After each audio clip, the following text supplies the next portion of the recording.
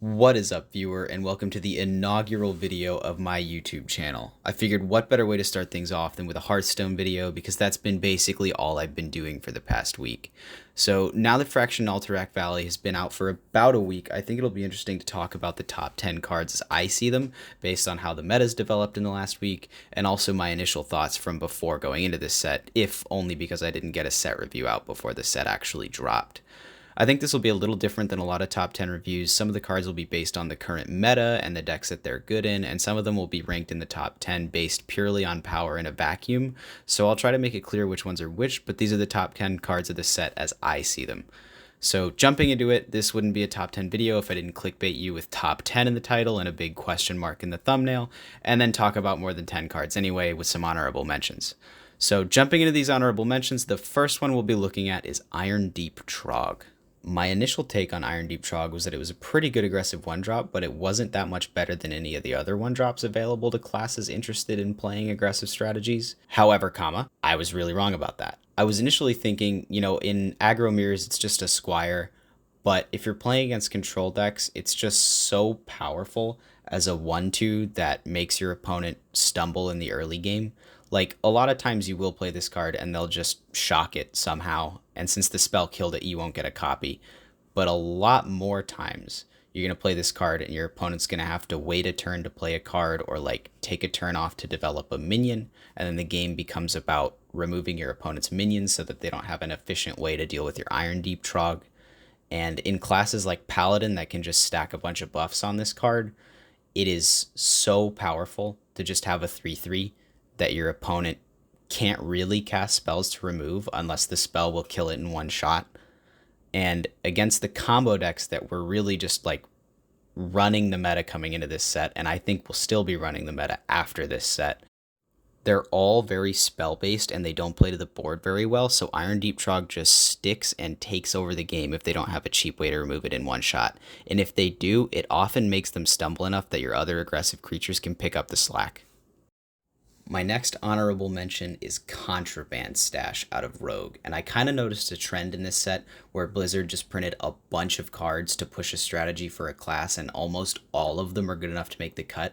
And in the case of Rogue, I think that's especially true, because Rogue got like 4 or 5 Burgle Rogue cards in this set, or more actually, and almost all of them are playable barring maybe the Lobotomizer. But in my mind, Contraband Stash is the big payoff for playing a Burgle Rogue strategy. Obviously, cards like Double Agent and Wild Paw Knoll are your early game support for playing this sort of strategy, and they will snowball you into wins most of the time. But Contraband Stash is the real late game push that I think a Burgle Rogue deck sort of needed to be truly successful. Like, this card, at its ceiling, it's a 5 mana draw and play 5, which is probably something like draw 5, make 11 or 12 mana. But even when you've only played 2 or 3 cards from another class, this card is so powerful. If you play 3 good cards off of this thing, it's starting to look an awful lot like Skull of Gul'dan pre-nerf, because this thing costs 5 mana. Although I am super excited to build a Burgle Rogue deck and try to be super greedy and get like 5-6+ drops off of it. Our next honorable mention is Ice Trap, and this card is super enticing. Obviously, the first thing this card brings to mind is Counterspell out of Mage, so the first place my mind went was to try to make this card functionally a 2-mana Counterspell, because in a Hunter deck, a 2-mana Counterspell would be so powerful as just a way to trip your opponent up in the early to mid game in your aggressive deck. And the way to make this card function like Counterspell is to play a really aggressive deck, which Hunter facilitates really, really well historically. Because in an aggressive deck, your opponent won't have time to replay the spell for 1 more mana, or at least they'll have to wait, 1 or 2 turns to do so, and that's often enough in a really aggressive deck. And in the world where this is a 2-mana Counterspell in your aggro deck, it's just so, so powerful. Historically, however, most of the best decks in Hearthstone's history have played a whole lot of cheap spells, and that's the reason that I don't think this card is going to see a whole lot of play. Because if your opponent can just play like a 1 or 2 cost spell into this Ice Trap, and then replay the spell immediately, or use it as fodder before they play their big spell, this card is just so unimpressive. Like, if you play this card into a brain freeze and your opponent tries to brain freeze your minion, and then it's bounced back to their hand and they just brain freeze it again, like, you spent a card on making your opponent spend 3 mana, which is super mediocre. I am, however, super excited to see the Trollden clip of this card countering Iceblood Tower against some poor mage. On to our last honorable mention. Yes, we're getting to the top 10 next. We really are. I think Snowball Fight is deserving of an honorable mention. The way I understand this card to work is, so I'm editing this video right now, and I played with this card for the first time a couple days ago, and it turns out that it doesn't say enemy minions, which I totally thought it did for some reason. So it definitely throws these snowballs at your own minions, so I think it's actually not that good, but I've edited all of this now, so I'm leaving it in the video. Feel free to just skip this chapter, but if you're going to watch it, just pretend that I was talking like your shaman deck has no minions in play, even though that's not really a recipe for victory as a shaman player. Anyway, back to the video. The way I understand this card to work is that it's guaranteed to kill one of your opponent's minions, which means a few things. One, if they only have a minion, this card is a 3-mana assassinate. 2, if they have a bunch of medium-sized minions, this is fairly likely to be Frost Nova that kills a random minion, which is obscenely powerful. However, if your opponent has a bunch of small minions, this card is more likely to just shock something, which is pretty medium. That third thing is sort of the reason that I don't think Snowball Fight's going to see a whole lot of play in our current metagame, because A, the best decks in the metagame are going to be combo decks most likely, which aren't going to play a whole lot of minions, so this card's just going to rot in your hand doing nothing. And the other best decks that will rise to fight them will be small aggressive decks where Snowball Fight is more likely to just kill one thing and maybe freeze one other thing and just be pretty medium. But the reason I'm giving this card as an honorable mention is the first 2 modes are just so insanely powerful. Like, thinking back to Frost Nova, like, that card got Hall of Famed, I think. It should have. Like, this is just so powerful in a mid-range or controlling deck because it buys you a turn if it freezes their whole board, and it also kills something, which not only buys you time, but progresses you towards clearing the board and actually being able to turn the corner and win the game. So I think going forward, if something about the meta changes, like a card gets, nerfed again, and the meta is able to slow down to a point that mid-range decks are good, I think you should keep an eye out for Snowball Fight. So, jumping into our top 10, we start off with Claw Fury Adept coming in at number 10. This card is just insane. Like, first off, it's important to note that it gives your hero +1 attack as well. So it's literally half a Savage Roar with a 2/3 stapled on, and it costs 1 less mana than Savage Roar. And obviously this card is great later in the game when you have a big wide board, but it's also just like totally fine on turn 2 as a well-statted beast that might be able to kill like an opposing X1 off the Battlecry. And Blizzard is sort of pushing a Beast Druid deck with this set, so the fact that this is a beast helps there, but coming into this set, Taunt Druid was a top performing deck as like a good aggressive deck to get under the combo decks running the meta, and like looking at that deck, that's a go wide deck, and this is definitely like a huge payoff for that sort of thing. And Blizzard is also really pushing some token strategies in this set with cards like Heart of the Wild, Frostwolf Kennels, and the new legendary Wing Commander Mulvric.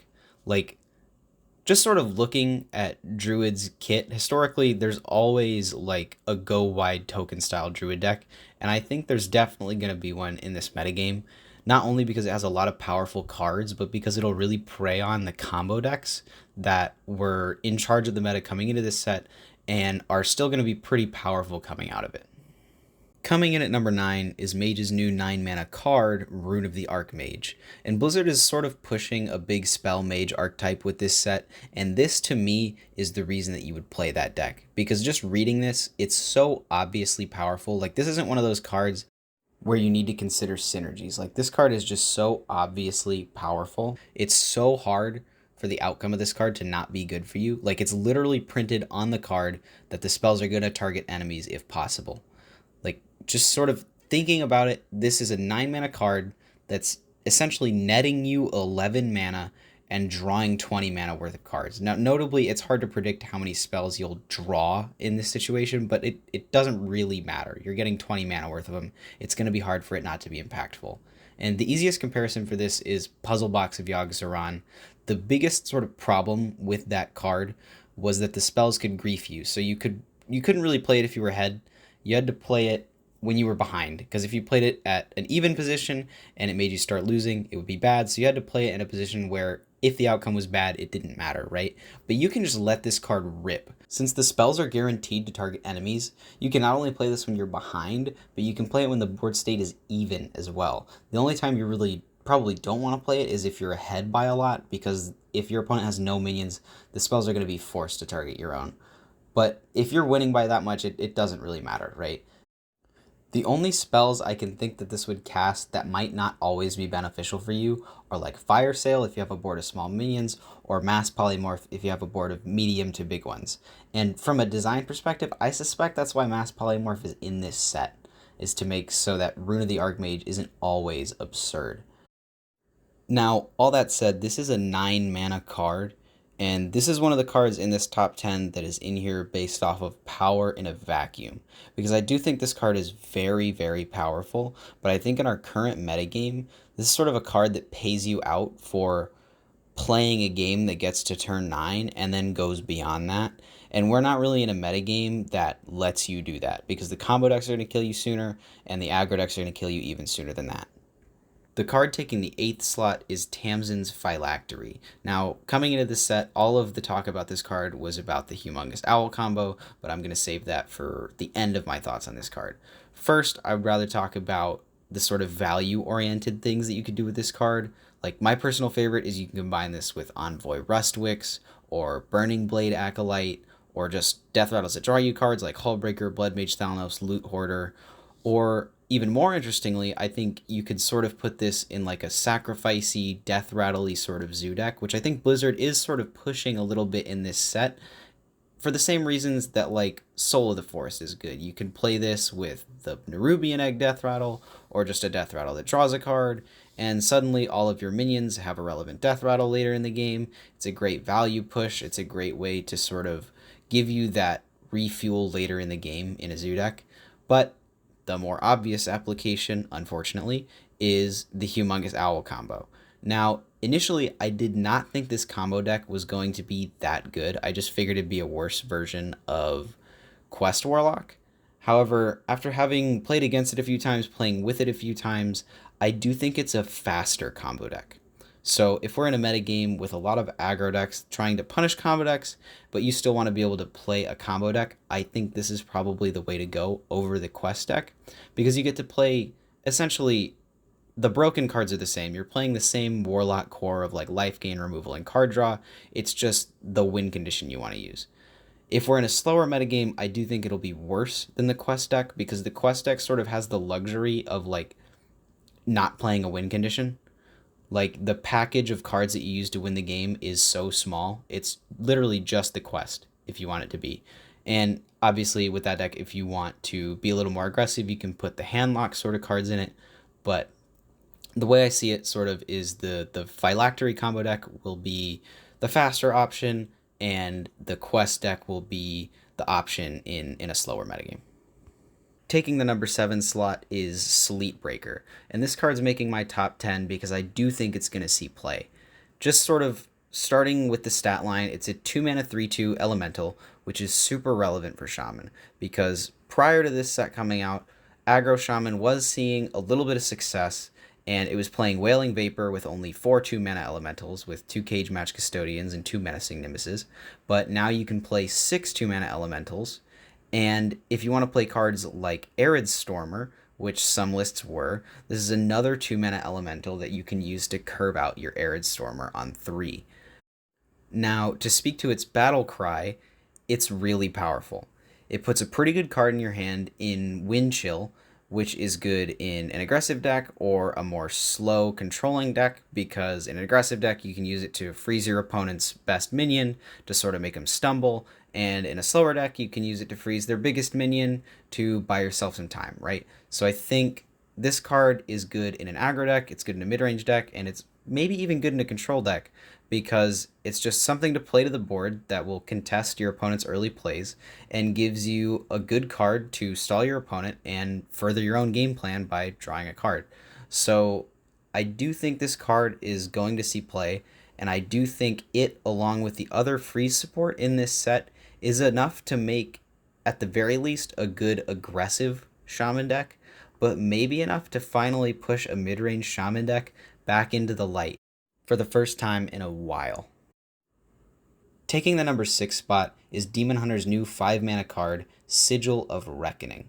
Now, this card is obviously trying to push a big Demon Hunter strategy, which Blizzard has been trying to push since Ashes of Outland, but this time I think they really got it right.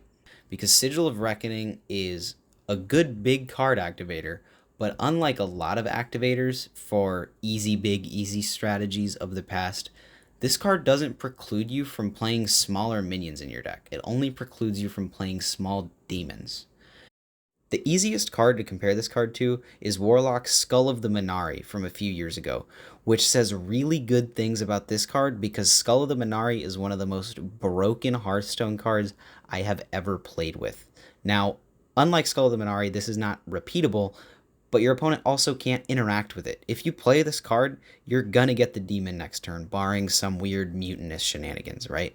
Now, this is a slow effect, right? It's 5 mana, it doesn't do anything the turn you play it. So you want the demon that you summon the next turn to be immediately impactful. Luckily, Demon Hunter has access to a lot of those right now. Off rip, you have cards like Bladed Lady, Taintheart Tormentor, Priestess of Fury, or like Ancient Voidhound.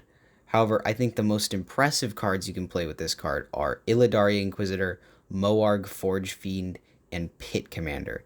Illidari Inquisitor because you're going to have at least 6 mana up the next turn, so you'll pretty easily be able to hit the button and get the value off of its ability, and Rush immediately impacts the board to clear whatever your opponent may have developed when you didn't do anything on turn 5.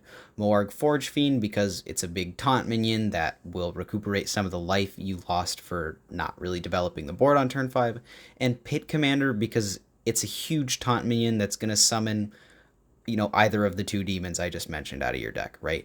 And I think this card is probably enough to make a big Demon Hunter deck work because, like I said, you're not prevented from playing small minions. You can still play to the board in the early game, but you're also able to have these huge turns in the late game, right?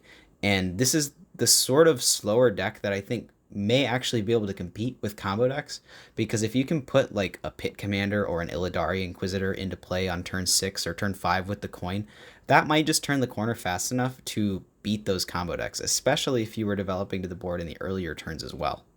Coming in at number 5 is Rogue's new hero card, Shadow Crafter Scabs, and somehow it took until the top 5 to start talking about hero cards, but here we are.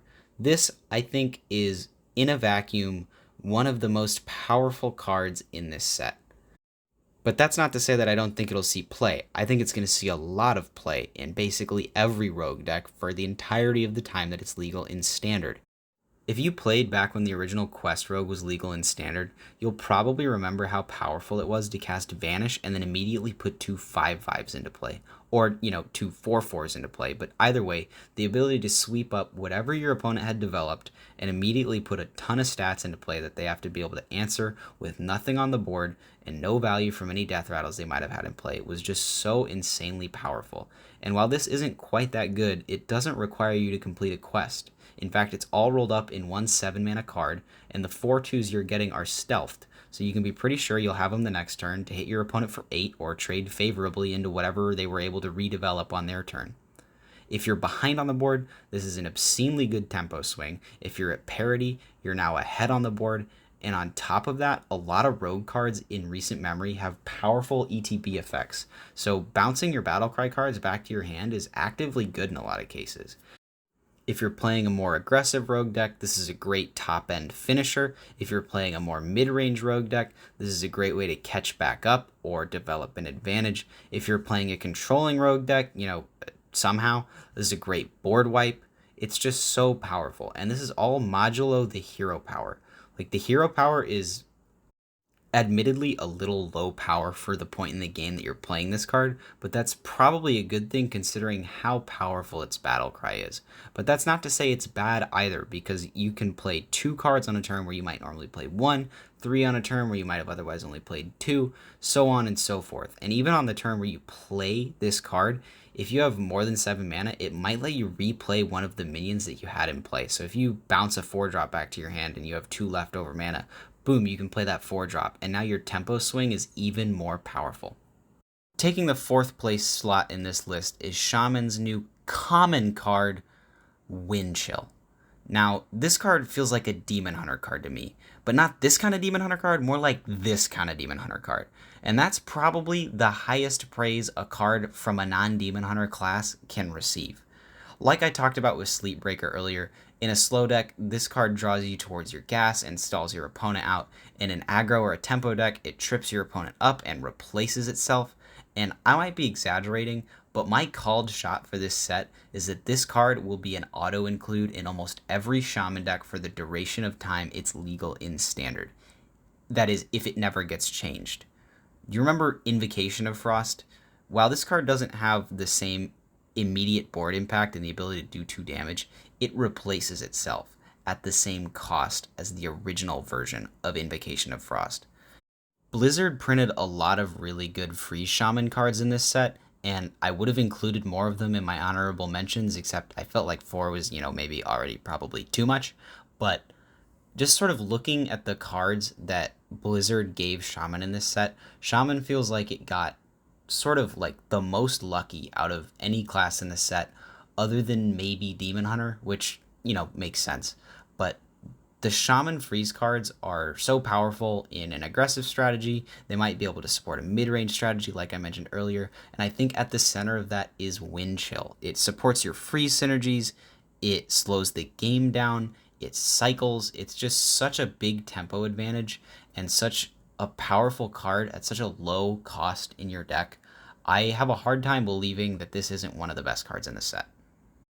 From a design perspective, I also really like the tension between wanting to save this card for a big tempo advantage and freezing a big minion later in the game, and wanting to be able to cycle it as soon as possible is really interesting, and I think it's going to engender some really fun games with and against Shaman. You know how I just said the only class that might have gotten better cards than Shaman in this set was Demon Hunter? Well, coming in at number 3 is Demon Hunter's new hero card, Kurtrus Demon Render. Now, Blizzard really pushed 2 Demon Hunter strategies in this set, Big Demon Hunter and Token Demon Hunter, and I'm pretty sure both of them are going to see play. And looking at the token support cards, Urzul Giant is obviously a good payoff for playing with tokens, but this card is the one that's really going to make you want to play a token strategy. Even though you're only able to play one of this card on account of it being legendary, Demon Hunter is able to draw through its deck so fast, it's really likely you're going to see this card in almost every game you play, and it's pretty likely you're going to see it before turn 8 or 9, right? Especially with Feast of Souls in your deck. Not only that, but I would not be surprised if this card saw play in every Demon Hunter deck, not only token decks, because its battle cry is so powerful and its hero power doesn't need that much help to be good. Like, just sort of thinking about this card in a regular Demon Hunter deck, on turn 6, it's fairly likely you'll be able to summon 2 4/4s with Rush or better. And I think you really only need to summon 2 3/4s with Rush for this battle cry to be pretty good at 6 mana, along with gaining you 5 life. So if you can get 4/4 or better, the battle cry off this card is good enough to include it in your deck on its own. But the hero power is doing, everything Demon Hunter likes to do, right? If you have 1 minion in play to attack with, your hero power is 2 mana, deal 4 damage to something, which is great. If you have more than that, 3 mana, deal 6, 4 mana, deal 8. It's really, really powerful, right? Now, onto more of its token synergies. Tokens are really good with this hero power. What else is really good with this hero power is Felfire Deadeye. You remember Raza and Anduin from years ago in Standard? This is pretty close to that. If you can play a Felfire Deadeye and just something to summon some tokens with Rush, you are going to blow your opponent up, especially with a card like Expendable Performers. You can do like conceivably 26 in one turn out of nowhere with this card. I think this card is going to push a token strategy pretty good in the metagame because it's fast enough to compete with combo decks. And I also think it's going to show up in big Demon Hunter decks and really just every Demon Hunter deck for the time that it's legal in Standard. Coming in at the number 2 spot is Warlock's new hero card, Dreadlich Tamsin. So yes, both Warlock legendaries made it into the top 10. When I first read this card, I didn't see the ancestral recall yourself sentence written at the end, and I still thought this card was good. So when I realized it draws you 3, I thought it was exceptional. A 3 damage AoE plus a draw 3 on a 6 mana spell would probably already be a good enough card in Warlock. But on top of that, this also gains you 5 life, gives you the opportunity to summon 3/3s throughout the game, potentially immediately off of the draw 3, and it upgrades your hero power to not lose you 2 life and give you the shot to summon a 3/3 immediately, and if not immediately, later in the game. So this card is like a weird board wipey card draw win condition card. Like what is that? Did Warlock need that? So to delay talking about the obvious reasons this card is good, you can sort of think about this card as like an almost inevitable win condition. It's obviously not as inevitable as the Warlock Quest or the Phylactery combo dealing like 8 million damage to your opponent, but summoning a whole bunch of 3/3s over the course of a game with other Fel support cards like Seeds of Destruction, could be relevant in the future. But the obvious reason this card is good is because it pretty easily slots into Quest Warlock. In fact, I think it's the only card in this set that slots into Quest Warlock, as long as losing the ability to deal 2 damage to yourself with your hero power isn't a huge loss to the deck. I think this card goes in that deck. And it also goes in the Owl combo deck because all of the same reasons. And in fact, it's even more easy to put in that deck because it gives you minions that you can put the Death Rattle on with Phylactery, and you don't really care about losing the ability to deal 2 damage to yourself. And those 2 decks are the real reason that this card is number 2 on my list. I don't know that in a vacuum it's more powerful than some of the cards lower than it on this list, but it slots into what I see to be 2 of the best decks in the metagame going forward, so that's why it really takes the number 2 slot. Now, I can't imagine the Warlock Quest is going to stay in its current iteration, and I can't imagine that the rest of the broken Warlock cards are going to stay as they are for the rest of their time in Standard, so hopefully we'll be able to build some sort of cool hand-lock deck with Fel synergies, and I think that'll be something to keep your eyes on in Standard if the other Warlock cards are changed in the future. Alright, we've gone through 13 cards, so we're at the final card in our top 10 list. Drum roll, please. I think the best card in this set is Karya Felsoul. Like Sigil of Reckoning, this card is an activator for a big Demon Hunter deck, but it doesn't prevent you from playing smaller minions in your deck. Like I alluded to earlier, I do think an easy, big, easy Demon Hunter deck will be a good deck coming out of this set. With Sigil of Reckoning, this card, and Fel Summoner from all the way back in Ashes of Outland, along with the ability of Tusk Piercer to draw you the Fel Summoner, or a Moarg Forge Fiend to summon, I think this deck has the consistency to be able to cheat out big demons on turn 5 and 6, as well as the ability to play a competitive early game because you're not prevented from playing small minions. Now, I'm not a good enough deck builder to build that deck, but I do think with the cards in Standard right now, Demon Hunter has the support to build that deck. But even if I'm not right about that, the reason I think Karya Felsoul is the strongest card in the set in a vacuum, barring, whatever the rest of the metagame looks like, is how powerful it is as sort of a tutor effect if you play it in a more aggressive or a tempo deck.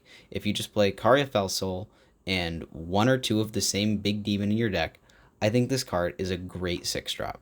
If you just play Priestesses of Fury as cards that you might be happy playing normally, this is a turn 6, 6/6 Priestess of Fury, which is reminiscent of the turn 5 Priestesses of Fury we were seeing when Demon Hunter first came out. That's pretty good. If you play this on turn 6 as an Illidari Inquisitor, you can rush it into something, or you can play it on turn 7 to rush it into something and hit your opponent for 7. If the metagame has a lot of small X1 creatures, you can play it with a 1 of Ancient Voidhound to just play a turn 6 like 10/10 that shrinks your opponent's board or even wipes your opponent's board. But the demon in particular that I think pushes this card over the line for me is Pit Commander. Because if you play Karya Fellsoul and your only demons being 1 or 2 Pit Commanders, that is a turn 6, 6/6 with Taunt that summons a 7/9 with Taunt.